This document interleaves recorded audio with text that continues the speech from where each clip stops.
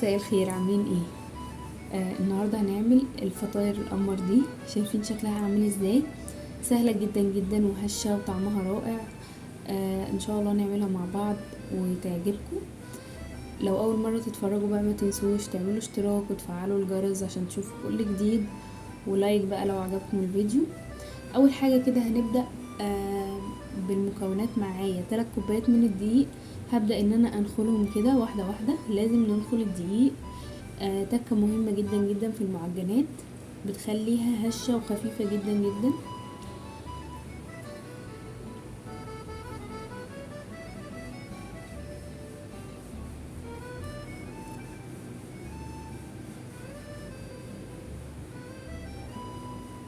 اهو بالشكل دوت. هضيف بقى نص معلقة صغيرة ملح، وكمان معلقتين كبار من السكر، ومعلقة صغيرة خميرة فورية، وكمان بيضة، ومعلقة صغيرة خل، ونص كوباية من الزيت، ونص كوباية من المية عشان انا ضايفة بيض. ممكن تستغنوا عن البيضة وتحطوا كوباية الا ربع مية وتعجنوا لو لقيتوها محتاجة. تمام. انا هوريكم دلوقتي القوام اللي هيبقى مطلوب. انا لقيتها محتاجة شوية، رحت مزودة لها كده يعني حوالي معلقة مية، وعملتها في الكبة. ممكن طبعا على ايدينا ولو متاح عجان. بصوا كده القوام اهو طرية وبتمط معايا، وفي نفس الوقت مش بتلزق في الايد. نزلت بقى كده بمعلقتين من الزبدة صغيرين او معلقة كبيرة زبدة بدرجة حرارة الغرفة، وهديها كمان ضربة اخيرة. الخطوة دي مهمة جدا جدا وحلوة قوي. ممكن تستغنوا عنها برضو مفيش اي مشكلة، بس بتدي للعجينة طعم رائع وملمس كمان جميل قوي قوي في الاخر. هنزلها كده على المفرش عندي وهلمها بقى كده. هبدأ ان انا اطبقها كده داخل بعض. الحركة دي برضو مهمة قوي قوي قوي. هطبقها كده والمها كورة.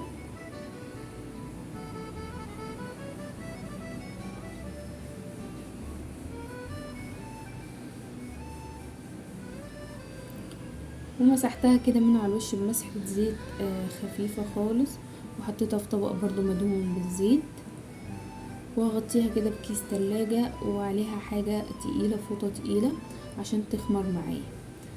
بعد ما خمرت اهوت هبتدي بقى انزلها تاني وهعملها رول كده. شايفين بقى المطة بتاعتها عاملة ازاي؟ هقطعها ل10 قطع متساوية، او لو في ميزان هتبقى القطعة 65 جرام. هبدأ بقى ان انا اعملها كور.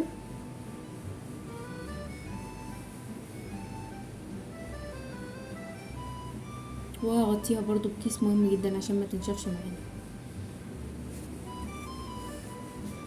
لايك بقى لو عجبكم الفيديو ان شاء الله، عشان نعمل كل جديد وسهل مع بعض. بعد كده انا هحشيها بقرفة وسكر. ممكن تعملوها سادة، ممكن تحطوا جواها جبنة رومي، كمان جبنة بيضة زي ما انا هعمل. حشوة القرفة استخدمت لها معلقتين كبار من السكر، ومعلقة كبيرة قرفة، ومعلقة كبيرة من العسل الاسود عشان تخلي الخلطة متماسكة معايا وما تقعدش تطلع مني وانا بحشيها. لو بتحبوا القرفة بس على خفيف هنضيف معلقة صغيرة قرفة. انا بحب القرفة جدا. اكتبوا لي في التعليقات بقى بتتابعوني منين. بدأت كده بأول كورة، سبتها ارتاحت، وهبدأ ان انا احط فيها الحشو. عندي كمان هنا جبنة بيضة حادقة مفتفتاها كده بالشوكة، وكمان عندي معلقة كبيرة من العسل حط عليها نص كوباية من المية برضو العسل الاسود، وعندي سمسم محمص. بعد ما حشيتها لفيتها كورة تاني ونزلتها بقى في العسل، ومن العسل على السمسم زي ما انتوا شفتوا بالشكل ده. وهبدأ ان انا ارص بقى في الصاج عندي.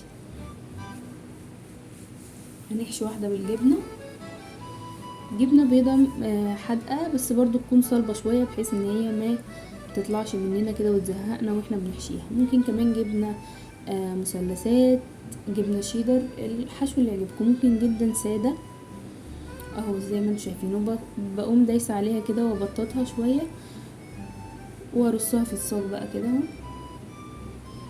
وسبتها خمرت، وبعد ما خمرت بقى هجيب مقص او عندي لو سكينه حاميه، وهبتدي اعمل فتحتين في كل كوره بالشكل ده كده. بكون مسخنه الفرن على درجه حراره 200. هحطها بقى في فرن ساخن مسبقا. هتقعد حوالي بالظبط من 7 ل10 دقايق. واول ما تحمر من تحت هشغل عليها الشوايه دقيقتين 3 بالظبط، وهتطلع بالشكل الجميل ده. شكلها بصراحه رائع وطريه وهشه جدا زي ما انتم شايفين. بصوا هشه وخفيفه بطريقه مش طبيعيه. عايزه اقول لكم كمان ممكن نحشيها لحمه مفرومه، بسطرمه وجبنه، بجد زي ما انتم عايزين. هقدمها بقى مع شاي نفطر بيها الصبح، نديها لولاد المدرسة، ناخدها الشغل. حاجة لذيذة جدا جدا وبجد سهلة وتجربة ممتعة. ان شاء الله جربوها وتعجبكم، وما تنسوش اللايك والشير.